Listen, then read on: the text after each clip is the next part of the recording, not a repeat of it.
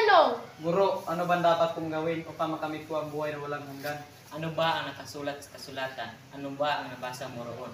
Ang nabasa ko roon na ibigin ang Panginoon Diyos na buong puso, kaluluwa at lakas. Ibigin ang kapwa gaya ng aking sarili. Tama ang iyong nabasa. Gawin mo yan at makakamit mo at buhay na walang hanggan. Upang hindi lumabas na kahiya-hiya ang lalaking dalubhasa sa kautusan, ay nagtanong pa ulit ito. Guro, sino po ba ang aking kapwa? Hayaan mo, ihahayag ko ang tungkol sa mabuting Samaritano. Isang araw, may taong naglalakbay nagmula sa Jerusalem papunta ng Jericho, ngunit Pre, sino kayang taong yan? Sige, tayo na. Sabihin natin. Tara.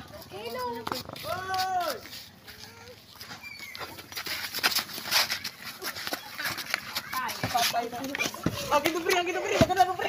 Akin to pre. Patay na. tugbog nila at hinubara ng damit at iniwan na halos patay na. May isang pari na dumaan sa lugar, ngunit sa halip na tulungan ay lumihis siya ng daan at nagpatuloy sa paglalakad na parang walang nakita. Gayon din, ang isang lebeta na nakakita sa bugbog saradong katawan ng isang lalaki ay wala ring paki. At may isang Samaritanong naglalakbay at nakita siya nito. Nako, kawa-awa. Daraling kita sa bahay panuluyan.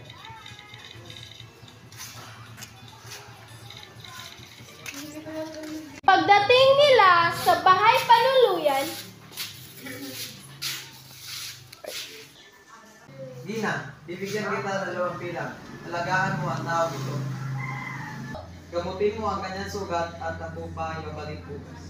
At may maggastos ka pa na higit sa binigay kong pera, ay bayaran ko lamang ito sa muli kong pagbabalik. Sa susunod po, Ginoo. Sa iyong palagay, sino sa tatlo ang tunay na kapwa ng taong hinarang ng mga tulisan? Ang taong tumulong po sa kanya, guro. Magaling. at yun ang kwentong parabola na ang mabuting Samaritano. At dito nagtatapos ang aming parabola na nagmula sa Biblia. Salamat!